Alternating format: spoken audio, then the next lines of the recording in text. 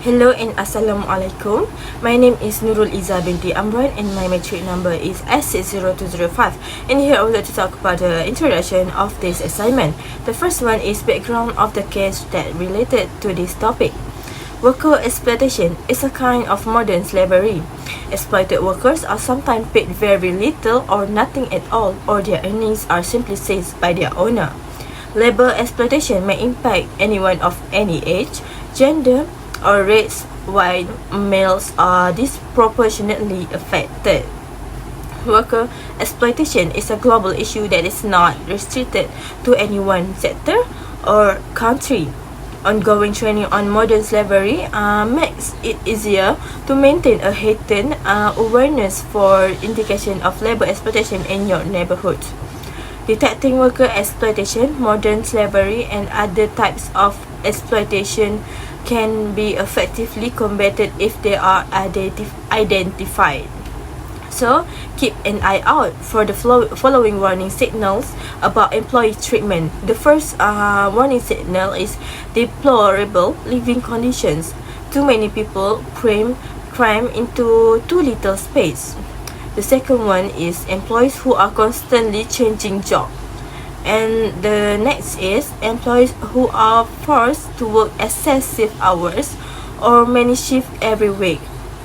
The next one is every day coworkers are verbally and physically intimidated. And the last one is abuse of their human rights and work rights is often ignored. Top Glove Corporation sendiri berhad manufactures and distributes gloves to a broad range of customers worldwide under a variety of brand names. Latex, nitrile, vinyl, and medical gloves are just a handful of the options. Top Glove products are used in a variety of sectors including aerospace, food, cosmetics, medical, and home care. Historically, revenues from the company's nitrile and powdered latex product lines accounted for more than half of overall sales, with the bulk of demand coming from customers in North America and Europe. Powdered latex gloves are an example of a long-lasting product that provides a variety of advantages such as comfort, protection, and usefulness. The next one is case main issue. Top Gloves has issues that are hidden behind all of these client benefits. Top Gloves has been accused of underpaying and deceiving workers at its Malaysian manufacturing facilities during COVID-19 in order to meet expanding global demand for rubber gloves. Keep an eye on the working condition of the business with whom you do business, especially those in your supply chain. Because of the phenomenon's regionally changing prevalence, the location of a supplier is an useful sign of the possibility of labor exploitation. The Global Slavery Index may give you an indication by the amount of risk in certain places of the world. By studying how a supplier handles about labor recruiting, you may learn a lot about their priorities. Excessive equipment fees, underpaying employees, stealing workers' passports, and assaulting workers are all the examples of labor exploitations. Agriculture, textile production, and building construction all have greater rates of contemporary exploitation than others. Hello and Assalamualaikum. My name is Aina Shafika binti Abu Khairi. My matrix number is S57725. Today I will present the literature review. The first literature review is physical mental torture. According to Shamin Jahan Putul on 2020, the findings said foreign employees face physical torture, beating, labor pressure, verbal abuse, and hearing on a regular basis in the workplace. Some of employee does not care about the foreign worker. Okay, the next is International Labour Organization ILO 2022 said foreign labor are especially vulnerable to forced labor, which is that bondage and human trafficking. Lastly is according to World Health Organization WHO 2022, victim of mental abuse among is a foreign worker may suffer several long-term or lasting repercussion because the causes from the mental torture they might be traumatized, a part of become of the physical mental torture by the employee or their friends. Next, literature review number 2 is discrimination against foreign worker. According to a Sharmin Jahan Putul on 2020, the findings say Malaysia often face discrimination on the job based on factors like their gender, ethnicity, religion, and skin color, and many more. Okay, next. According to Article 8.1 in law, human right protection term states that all individuals are equal before the law. Entitled to the equal protection the law, there are significant differences. Okay, lastly, according to the United Nations International Convention, the protection of the rights of all foreign international treaty that require nations to guarantee that migrant workers and their families are not discriminated against in areas such as employment, housing, education, and product and service availability. Okay, next, literature review number 3, discrimination of salary and wages. According to a Stephen Campbellman and Francis Rees on 2016, the findings say dynamics of the labor market, such as the possibility immigrants' behavior differs from that of their local co-workers despite their equal productivity. Based on this finding, discrimination of salary and wages, some of the country has a discrimination in salary wages, maybe from the not a local nation have a high paid, but the foreign worker might be lower paid. Lastly, the literature review is discrimination by enforcement and recruitment agencies. Okay, according to a Zainal A. Ayub 2016, the findings said local and foreign employees alike are protected by a variety of law in Malaysia. And then they say another finding said agencies with enforcement responsibility have discriminated against migrant workers because they were given too much authority and utilized it inappropriately.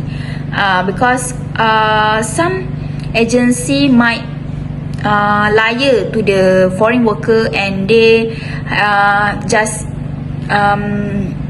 take the money from the foreign worker and they being the foreign worker as a human trafficking. Assalamualaikum and hi, I'm Syafiqah Najih Hafidh Muhammad Qasim with the matrix number S57956. Okay, I'll be presenting about the literature review based on the exploitation in human rights of the foreign and local labor related articles. Starting with racial discrimination in workplace. According to the research of Ditch et al. 2015, racism has clearly evolved into more subtly unpleasant forms with the rise of political movement. People have started to be on the lookout for overt racism, which is frowned upon in today's environment. Racial discrimination is common in workplaces around the world as people come from different ethnicities, backgrounds, and races. Whereas, according to the study of Su et al. 2007, racial microaggressions are prevalent and common in the workplace, and they seriously hurt both people and organizations. According to the recent study on workplace discrimination, the term microaggressions has been used to describe a variety of forms of prejudice, although it is most frequently used to describe the discrimination faced by racial and ethnic minorities. According to Su et al. 2007, additional classifications for microaggressions include microassaults, micro-insults, and micro-invalidations. Micro-assaults most closely resemble the manifestation of traditional racism. As for the micro-insults, they are verbally and non-verbal communication pattern that shows insensitivity to the problems that minorities faces. As for the forced labor in industrial production, according to Juliet 4, 2015, forced labor still exists in 21st century under the universal disguise of a faceless market activity with a profitable market practice that generate large profits. According to Nicola Phillips, 2015, the poverty trap, which includes poor salaries as well as illiteracy, unemployment, social exclusion, and the denial of rights, can be seen as an extreme expression in which employees are recruited in situations of a great vulnerability and insecurity. According to Kevin Bells, 2015, it is common believed that the enslavement of labor is profitable, sustaining otherwise unsuccessful businesses and bringing in additional revenue for successful businesses. The total unlawful profit made from forced labor is around 51.2 billion worldwide. That's all from me. Thank you very much. Assalamualaikum. My name is Muhammad Ridwan bin Faizan and my metric number is S57909. Today I'm going to present about the case study analysis towards Top Glove. The rubber glove company Top Glove, according to the recent piece in the Financial Times FT, has compelling interest in providing to outsiders and dedicate employee welfare and business ethics after experiencing reputational crisis in recent years. But what we're gonna see about the crisis towards all of the foreign workers. Before the spread of COVID-19, the company dominated the market that made as much 2/3 of the global demand for the rubber gloves. Currently, Top Glove holds 26% market share by all itself. The increasing demand of the personal protection equipment PPE has attracted the attention of people around the world. After hearing allegations and forced labor at the Top Glove plant, the United States itself authorized ban all the company products. I'm gonna talk about the physical and mental torture in Top Glove towards the foreign worker. The Guardian News spoke with 16 people who work in Top Glove, 8 from Nepal and 8 from Bangladesh, plus 3 from WRP. Apparently, working at the Top Glove factory is a mental torture for the staff. The bulk of the Top Glove employees are Nepali and Bangladesh asylum seekers. Many people fell victim to debt bondage because they are pressured in paying excessive fees toward employer brokers. Workers complain, including living in filthy dorms with more than 20 people and being made 12 hours a day, 6 days a week for not more than £7 a day. Top Glove referred charge made in the news article that it had taken the foreign workers' passport. Said in the news, employees' passports are kept in storage area with personal lockers where they can access them anytime in order to protect the crucial papers, as said in news. Next is about discrimination against foreign workers in Top Glove. As we can use EEOC laws to investigate employment discrimination if have been victim of it, harassment in work because of a person's race, color, religion, sex including pregnancy, gender identified expression or social orientation, nationality, disability or age 40 plus, or genetic information whether by a boss, co-worker or other individual. Also, if you've been fired because you have expressed something good in your workplace, also considered as discrimination. Yubaraj Katka, 27, a former employee of Top Glove, was taken aback by his quick layoff after criticizing the company's lack of physical separation between employees on social media. The Nepalese employee of Top Glove for 8 years believed that his dismissal in September 2016 was unjust. However, he believed he took the correct decision by informing human rights activist Andy Hall about the situation at the Top Glove. Today, Malaysia Kini said the former factory worker assistant had no fear of speaking the truth. When asked about what happened, he identified as the photo leakers. He stated that he had 11 hours of counseling. News from Kuala Lumpur, Malaysia. Top Glove Corporation Sdn Bhd would pay RMs 136 million in foreign workers compensation over following 10 months in an effort to settle down the import ban dispute with United States Department of Customs and Border Protection. Hi. Assalamualaikum warahmatullahi wabarakatuh. My name is Muhammad Fikri bin Zainal Effendi. My matric number is S57879. Okay, I will present a racial discrimination in workplace and forced labor in industrial production. Okay, for the racial discrimination in workplace, according to Aiman 2020, through the Vocab website, Malaysians have expressed their displeasure with the world's largest glove manufacturing, Top Glove, as the number of COVID-19 cases involving foreign workers sharply increased. All workers, regardless of whether they are Malaysians or immigrants, should be granted paid leave. This demonstrates that the corporation disregards the well-being and safety of its foreign employees. This also demonstrates their inequitable treatment and assignment of workers, particularly migrant workers. Next, True and Astro Awani, new recording date 23 November 2020, the speech presented by Dato' Sri Ismail Sabri, who is the Senior Minister of Defence of Malaysia, mentioned in the video lasting 2 minutes 16 seconds that the Malaysian government agreed to implement the Perintah Kawalan Pergerakan Diperketatkan PKPD, or we call it MCO, was conducted at one of Top Glove Corporation's Berhad foreign workers dormitories in Meru Klang after the Malaysian's Ministry of Health KKM detected 215 positive cases of COVID-19. Some Malaysians blame the Top Glove company because they failed to take care of the welfare of the foreign workers there. Through Tijan's Twitter account, or Tijan Isya, on November 23, 2020, that Top Glove Corporation Berhad really does not take care of the welfare of their migrant workers. They just take advantage of their foreign workers without thinking about the risks they will face. Top Glove should be fair in assigning tasks regardless of race, whether local or migrant workers. In addition, the former Minister of Youth and Sports, YB Sadiq, stated on his Twitter account on November 23, 2020 that Top Glove failed to protect the welfare of its employees and has a poor reputation in the industry, as he was accused of engaging in illegal activities, forcing foreign workers to work overtime without pay and seizing their passports. Clearly, the Top Glove company discriminates against its international employees, while Malaysian workers are granted leave in the case of COVID-19 outbreak. Foreign workers are not.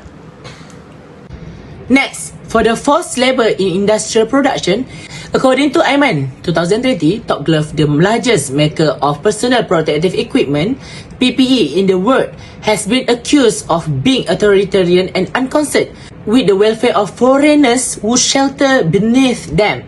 According to Socialist Alternative 2020, the COVID-19 epidemic has raised the demand for glove and latex equipment used in the effort to contain the pandemic, resulting in windfall for Top Glove, the largest glove producer in the world. This year, the profit of Top Glove and other large corporations such as Hataliga and Corsa Rubbers have quadrupled. Furthermore, as the global expansion of COVID-19 is not yet under control, it is anticipated that this corporation would continue to produce extremely high profit over the next few years. Through an investigation done by Channel 4 News, they have uncovered how Top Glove act unfairly towards migrant employees during the COVID-19 outbreak, when the corporation was focused on profiteering. In a 10-minute YouTube clip, Channel 4 News discovered that foreign laborers only paid 5 ringgit per hour and worked 6 days per week, while the pay stub of these foreign laborers revealed that they worked 11 hours of overtime to meet the global demand of PPE. They were paid for only 10 ringgit.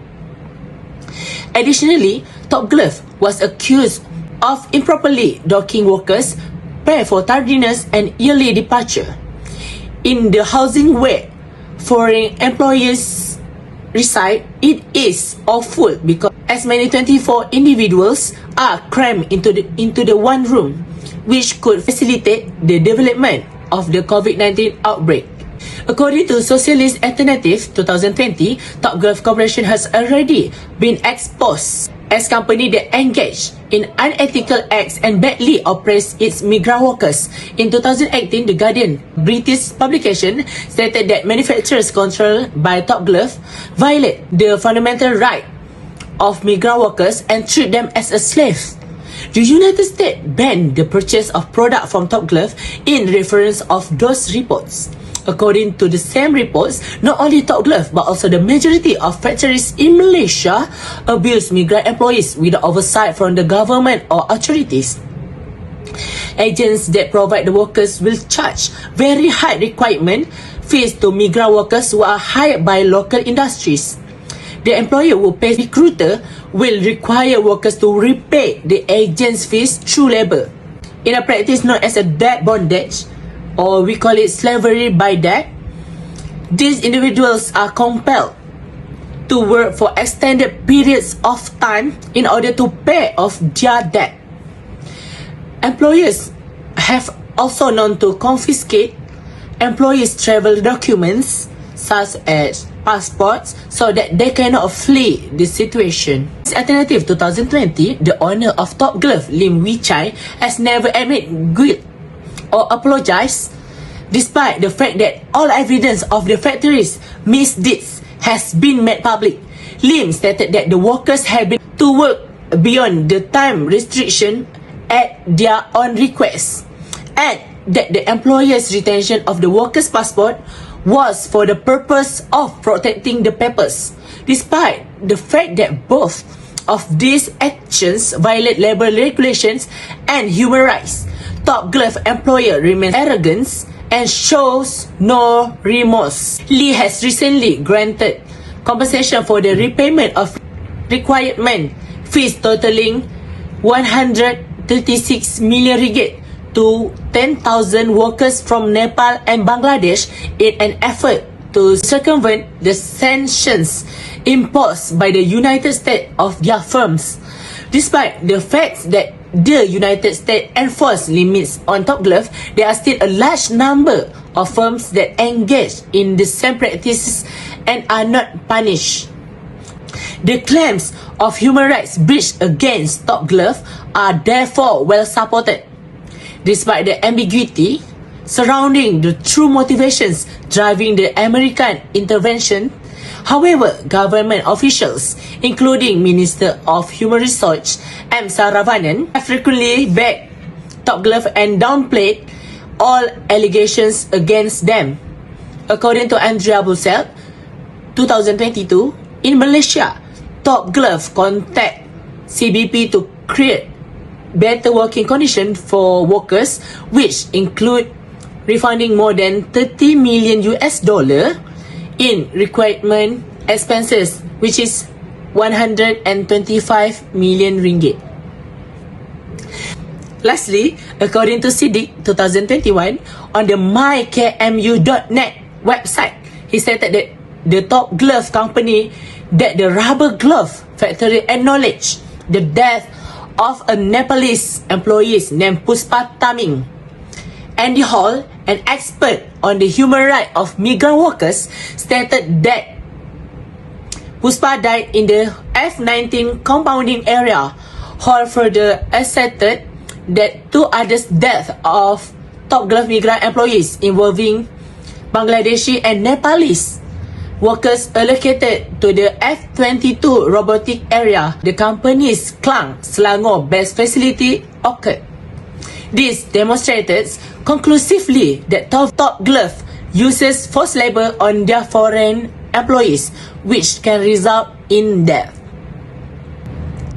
Okay, Assalamualaikum warahmatullahi wabarakatuh. My name is Muhammad Nur Fitri Benjamin and my matrix number is S60158. Okay, for my part, there are two case study, which is case study of discrimination of salary and wages, and then the next one is case study of discrimination by enforcement and recruitment agencies. ago for the case study of discrimination of salary and wages. In May 1, 2020, Top Glove's COVID-19 Hero Scheme underpays glove workers who work 7 days a week.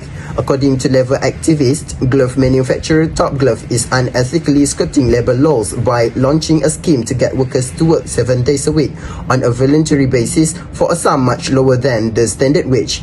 The Heroes for COVID-19 scheme, which was launched earlier this month, encouraged employees to spend up to 4 hours on their off days picking rubber gloves. For off-day work, employees are required by law to pay 1.5 times the regular hourly rate, or 11 ringgit 54 cent per hour in the case of Top Gloves foreign factory workers in Malaysia. Participants in the survey claimed they were only paid 8 ringgit per hour. According to Adrian Pereira of the North South Initiative, deception is one sign of forced labor. Top Glove added that the hours put in for this program are not regarded as off-day work and that it is guaranteeing that people have access to masks and hand sanitizers. Social distance rules are broken, as seen in photos of factory workers taken by Malaysia Kini. The hostels where 24 guys share a dormitory were criticized by the workers. As employees were urged not to leave the premises, the situation deteriorated during the movement control order. And then the next one is case study of discrimination by enforcement and recruitment agencies. According to a report by Malaysia Kini, as part of its efforts to resolve a US Custom and Border Protection CBP import ban, Top Glove Corporation Berhad plans to compensate some of its migrant workers up to nearly 20,000 ringgit per person. The compensation is for migrant workers who were forced to pay recruitment fees to agencies in order to gain employment with the company. It is expected that the workers will be compensated over the 12-month period. According to labor activists and the Hall, workers were also informed that their reimbursement would be contingent on whether they were hired under the company's zero-cost recruitment policy, which went into effect on January 1, 2019 on earlier. This U-turn in corporate decision-making is finally a welcome admission by Top Glove that the company's so-called ethical or zero-cost recruitment process implemented since January 1, 2019 remains unethical and extortionate, such that recruit workers have continued to pay high costs for their jobs. Similarly, it appears that Top Glove accepted recruitment-related fees and costs expensed by its workers that were much higher than initially estimated, or that more of these costs should be reimbursed to the workers, he said. While the reimbursements process took a long time, Hall was quoted as saying that the 12-month repayment method was inappropriate for a highly profitable company like Top Glove. Migrant workers frequently pay their recruitment-related fees and costs all at once, so it only makes sense for the company to compensate them in a one-time or short payment as well, he explained. According to Malaysia Kini Report 2, Top Glove currently employs approximately 12,000 migrant workers, with pay varying according to nationality and recruitment date. On July 15, the US Customs and Border Protection CBP issued a detention order for imported disposable glove manufactured by two Top Glove subsidiaries, Top Glove Sdn Berhad and TG Medical Sdn Berhad, in connection with suspected forced labor at the group's factories. In response, Top Glove began reimbursing migrant workers who joined the company prior to the implementation of its zero-cost recruitment policy in January of last year. The following month, Tan Sri Lim Wee Chai, executive chairman of Top Glove, told national news agencies Bernama last month that the company was working to resolve the problem and that he expected it to be resolved by the end of the year. In conclusion, in the end, the problem of exploiting employees throughout the organizations, especially Top Glove, must be stopped before it becomes a way of life that goes against the ethics of the human resource field. The law needs to be enforced, and the government needs to pass more specific laws on the issue of worker exploitation in business. This is meant to show the community and employers in a company like Top Glove how bad it is to take advantage of workers. The workers will feel like they are being used and the work they do will stress them out.